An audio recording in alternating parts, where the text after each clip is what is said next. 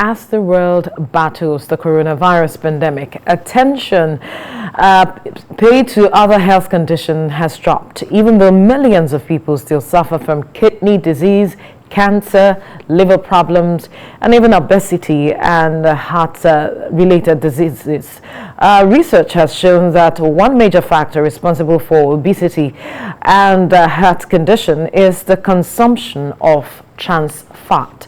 Trans fat is considered the worst type of fat you can eat. Unlike other dietary fats, trans fat raises your bad cholesterol and also lowers your good cholesterol. Now, what is trans fat, you may ask? Trans fat are a form of unsaturated fats. They come in both natural and artificial forms. Natural trans fat occur in the meat and dairy from ruminant animals such as cattle, sheep, and goats. However, artificial trans fat, otherwise known as industrial trans fat or partially hydrogenated fats, occur in foods like vegetable oil. But both natural and artificial trans fat are hazardous to the health. Joining us now to broaden this discourse is Dr. Jerome Mafeni. He is the project advisor on elimination of trans fatty acids network for health equity and development. Good morning, Doctor. Thank you for joining us on TVC Breakfast. Good morning.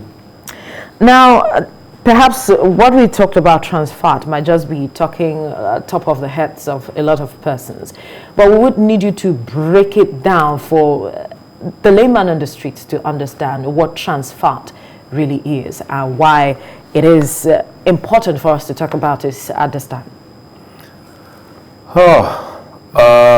Trans fat is a particular component of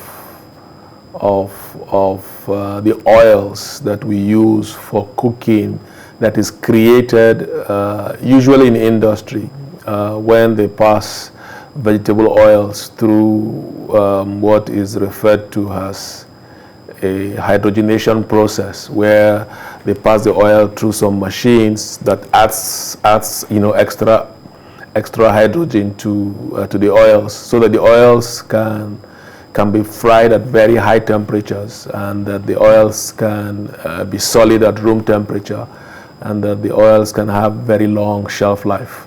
So it's a special component, added to normal oils to improve their properties, so to speak, for commercial use. When you say normal oils, are we saying there are also abnormal oils? Or? Yes, the moment you hydrogenate oils to extend their shelf life, and to enable you to use those oils for very deep frying, you have made them abnormal.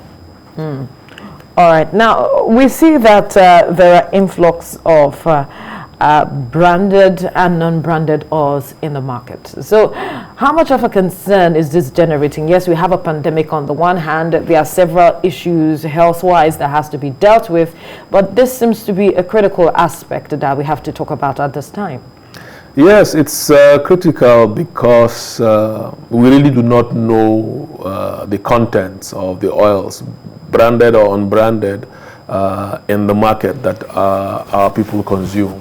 And so because we don't know, there's a very high potential, strong likelihood that a lot of the oils that we have in our markets are oils that have gone through hydrogenation processes, so that those oils can last for very long and can be used for very deep frying. And just to give people a sense of what I mean by deep frying, if one imagines how they try to fry chips and at home, and no matter how hard you try, your chips never really are crispy. But when you go to a fast food establishment and you order chips, the chips are always crispy, and then you wonder why. What is it that I do wrong at home? And these people seem to always get right. And that's because they're using oils that enable them to fry at very high temperatures, which you cannot achieve at home. And most of the oils that are used in these commercial, restaurants and fast food establishments, are oils that contain high concentrations of industrially produced trans fatty acids. Now, I see that you are talking about this, but then this issue has been on before now. When you look at efforts being made to perhaps advocate, would you say we are doing enough to really address these issues, because it seemingly contributes to a lot of the diseases we see out there? Oh, certainly we're not doing enough. I think while there's been global attention to the issues of trans fatty acids, which in fact has made WHO, the World Health Organization, to actually mandate countries to try to eliminate trans fatty acids from their food supply, latest by the year 2023, it is clear that on the continent of Africa, Nigeria in particular, we have not elevated this to the right level of seriousness that it deserves. And so while we're paying some attention to it, the attention is largely tokenistic. And I think we need to do more, because the populace is totally unaware that, in fact, a lot of what they consume and actually enjoy consuming on a daily basis is actually poisonous and injurious to their health. Enjoy consuming. Yeah. That aspect is very, very important for us to harp on it. And so perhaps you would tell us what more should be done at this point before we look at perhaps the health implications with regards to the consumption of this trans fat. I think the one thing that is critical, and I think that's what most countries have already embarked upon, is to put in place the relevant regulations that are enforceable to limit what industry does in terms of hydrogenating oils, to limit the importation of oils and foods that contain high concentrations of trans fats, and to also ensure that food products in the market are appropriately labeled, indicating the contents of what they have, including the concentrations or total absence of trans fats on those products.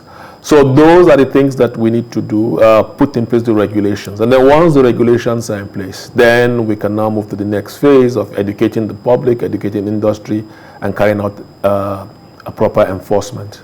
So what challenges do you see, especially with regards to educating the public? Because like you mentioned earlier, they are part of things that they enjoy consuming. And you know, when it comes to Nigerians and their food, they don't joke with it. Yes, one of the beautiful things about trans fatty acids is, even if the public doesn't know too much, so long as government does what is right, government can actually protect the populace in and despite themselves. And life will continue without the populace knowing that anything has really changed. And so that's one of the beautiful things about putting in place the right types of regulations and the right types of mechanisms for enforcement. Because once industry stops producing oils that have been partially hydrogenated, once the importers of food products stop importing oils and products that have high trans fatty acids, then the people suddenly will not be consuming food products high in trans fatty acids. And without knowing it, their health will begin to improve without them even having to do anything.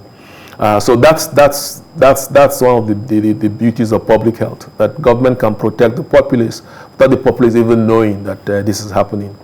However, because the public is not aware and hasn't elevated this to the top echelons of national discourse, I use the word unfortunately, we have a government that seems to respond only to high public demand. And because the public is not aware, because the public is not demanding, government has gone silent. And so government is not applying the right type of urgency to enacting the kinds of relevant regulations that are required that should also guide the work of industry. And that brings me to my next question, because you talked about this hasn't perhaps been brought to the knowledge of the top echelons for national discourse. So what is the level of your engagement with perhaps government or those in positions that could bring it to that spot so that it becomes a national discourse and attention is the right attention is given to it? The National Agency for Food Administration and Drug Control, NAFDAC, is the agency that has been mandated by national legislation to regulate all things related to foods and drugs in the country. So we already have an agency that has that mandate to ensure that what we consume as food, what we consume as drugs is regulated, and that the populace is protected from the harmful effects of the various food and drugs that we do consume. NAFDAC already, as an agency, has started the process of updating some of their regulations, their oils and fats regulations and oil and fats labeling regulations to address this challenge. So that process has actually started. However, NAFDAC as an agency have so many other responsibilities. Yes, and so we have issues of fake drugs that has been a chronic epidemic. We have the COVID-19 coronavirus, pandemic that is currently very topical and is ravaging the country. So you think they can handle this alone? So definitely they need help, but I think they also need to simultaneously, as they address what perhaps are the topical front burner issues in front of the agency, they should also simultaneously be addressing some of these as well. And I do think that addressing and very quickly enacting the regulations on trans fatty acids will save this country a lot of pain, a lot of resources in terms of lost productivity, because people are dying without even knowing that what they consume, for why they are dying. So talk to us now about the health implication of the continuous consumption of trans fats. Yeah, consumption of foods high in trans fatty acids makes people predisposed to various non-communicable disorders. Top on the list being diseases of the heart and the blood circulatory system. And so when people consume these foods, like you mentioned in your introduction, people become predisposed to becoming obese, become fat, overweight.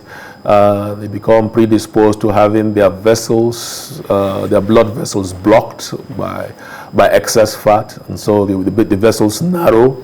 And when the vessels narrow, what happens is that you begin to get high blood pressure. When you get high blood pressure persistently, you begin to damage organs. Small vessels now develop the potential to burst, and when they burst in the brain, you get strokes. When the heart is pumping against too much pressure, the heart begins to enlarge, and when it enlarges to a particular point, it can't enlarge any further, the heart fails. When the blood is no longer moving properly in the system, it begins to create clots, and clots can break away and go block, blood supply to particular organs. And when blood supply to those organs again fails, those organs basically fail. So if the clot goes to the liver fails. If the clot blocks the kidney fails. If the clot blocks blood to the eye fails. If it's to the brain, etc. So that's one of the biggest challenges. We have lots of what we call cardiovascular disease complications. Now, aside from that,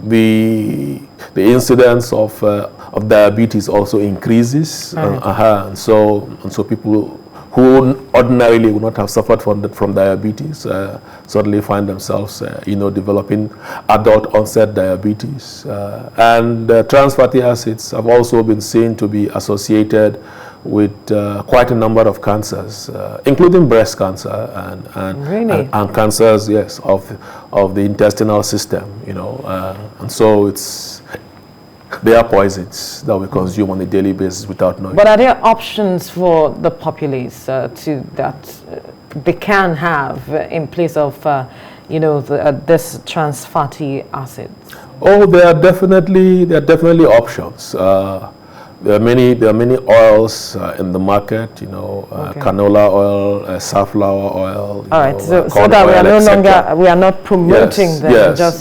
Yes. Okay.